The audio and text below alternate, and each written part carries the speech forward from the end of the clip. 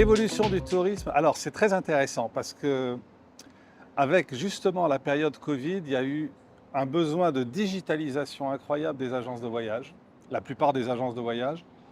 Et elles ont accéléré le mouvement pour se digitaliser, pour être joignables à distance, puisque les gens ne sortaient plus de chez eux. Et du coup, ça leur a fait du bien dans la digitalisation, mais elles ont perdu énormément en termes de services. Et aujourd'hui, ce que disent les professionnels du tourisme, c'est qu'il faut absolument garder le niveau de digitalisation, mais augmenter le niveau de service. Et c'est quoi le niveau de service? C'est plus la personnalisation, c'est l'individualisation par rapport aux besoins du client. Et il y a une différence entre les deux.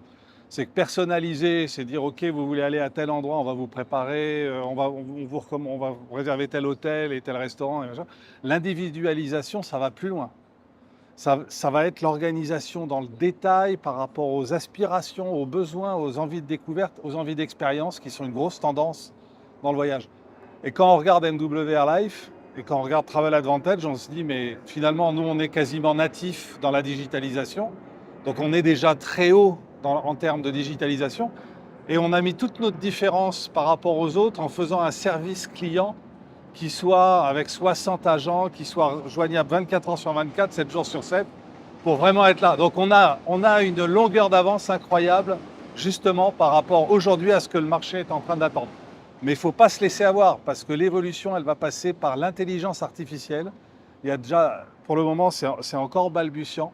Mais si on veut garder notre avance, il faut que nous aussi, on intègre l'intelligence artificielle dans notre modèle économique, tant pour nos distributeurs, nos mandataires, que pour le Travel Advantage et du côté des voyages. Donc il y a des opportunités incroyables. Et en termes de chiffre d'affaires, l'industrie du tourisme, elle est remontée quasiment au niveau de 2019, donc avant le Covid. Donc les perspectives, elles sont immenses. Et pour nous en particulier.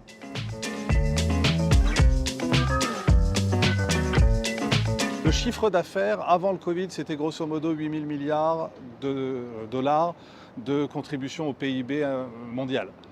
L'industrie du tourisme contribuait à cette hauteur-là. Et avec le Covid, il y a eu à peu près 4 000 milliards qui ont été engloutis parce que les gens ne voyageaient plus.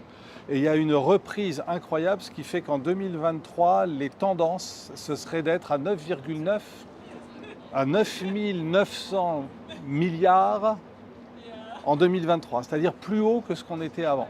Et avec des perspectives jusqu'en 2027 qui vont avec, en gros, en moyenne, 4 à 5% de croissance par an.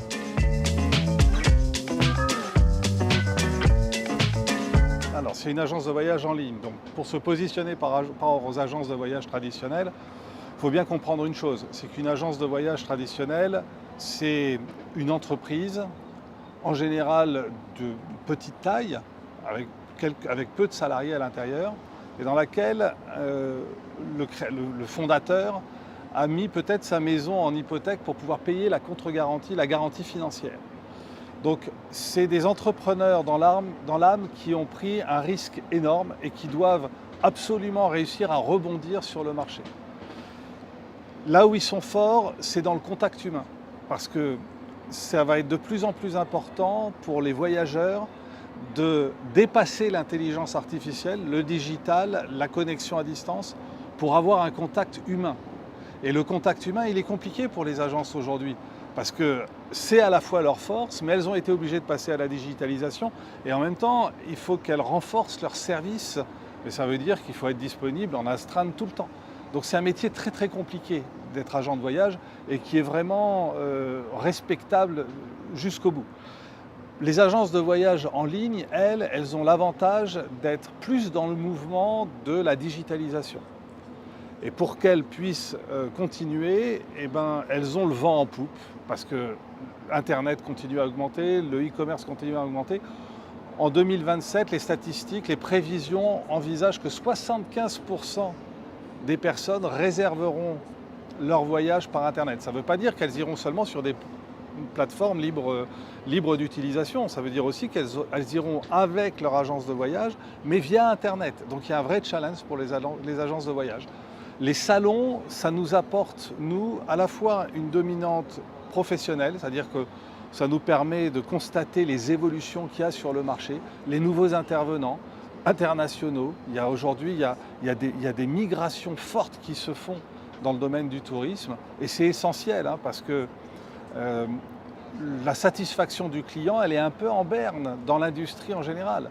C'est-à-dire qu'en particulier, les médiateurs, donc ceux qui sont censés, enfin qui ne sont pas censés, qui vont gérer un conflit entre un client et un opérateur de tourisme, eux, les médiateurs disent on a de plus en plus de médiation à faire, on a une augmentation, ce qui veut dire qu'on a aussi une augmentation du nombre de clients à satisfaire. Et donc il y a un vrai challenge à faire. Et là encore, la force de Travel Advantage, c'est depuis 7 ans, on a 0 procès, on a 0 attaque de nos clients parce qu'on a un service support qui est capable de répondre H24, 7 jours sur 7, à toutes les attentes des clients et on résout absolument tous les problèmes. Et ça, c'est absolument fondamental. Et ce que j'ai vu dans le dernier salon du tourisme, c'est qu'il n'y en a pas énormément qui ont cette capacité qu'on a d'intégrer différentes plateformes de services pour proposer un package de services très large auprès du client pour lui permettre de trouver le meilleur au meilleur prix, mais en cherchant lui-même. Et on a encore, nous aussi, des perspectives d'évolution qui sont incroyables.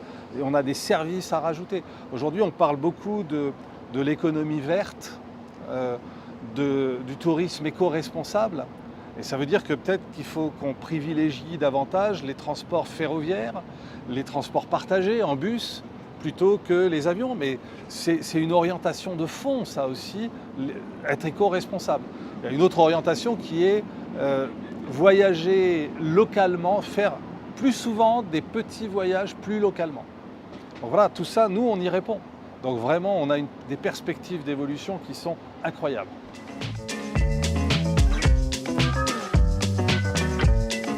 Peu font le nécessaire pour être réglementés. Je dirais qu'il n'y a pas parmi nos concurrents, aucun d'entre eux n'est dans les cadres légaux. Quels sont ces cadres légaux ? Les cadres légaux, il s'agit d'avoir une garantie, d'avoir un enregistrement en Europe, alors dans un des pays d'Europe, d'avoir une garantie financière et une responsabilité civile professionnelle. C'est les conditions minimum essentielles et nécessaires pour protéger le consommateur et être légitime à opérer dans le domaine du tourisme. Et c'est important de protéger le consommateur parce qu'on a besoin de lui apporter cette garantie. Même si dans notre modèle, nous, on sécurise énormément les choses parce que quand un consommateur, quand un membre va commander un voyage, s'il commande une chambre d'hôtel, nous on a payé le grossiste a payé l'hôtel, tout est bouclé dès le début. Donc toute la prestation est faite. Ensuite, le problème serait si on n'était pas capable de ramener les clients. Et là, c'est notre garantie qui fonctionne. Mais en général, enfin, jusqu'à présent, on n'a jamais eu ce cas de figure-là. Les cas de figure qui se produisent, c'est quand une agence va mettre la clé sous la porte, laisse ses clients éparpillés partout dans le monde et n'est pas capable d'assurer leur retour dans de bonnes conditions, auquel cas le garant financier va faire la prestation de finir le voyage ou rapatrier les personnes au besoin. Donc ça, c'est les conditions essentielles et dans les concurrents qu'on a, moi, j'en connais pas qui est la garantie financière et la RCP. J'en connais même qu'un seul qui ait fait l'effort, soi-disant, mais je n'ai pas trouvé la réalité de ça, d'être enregistré dans un pays d'Europe. Mais moi, je n'ai pas trouvé son enregistrement. Mais il dit qu'il l'est.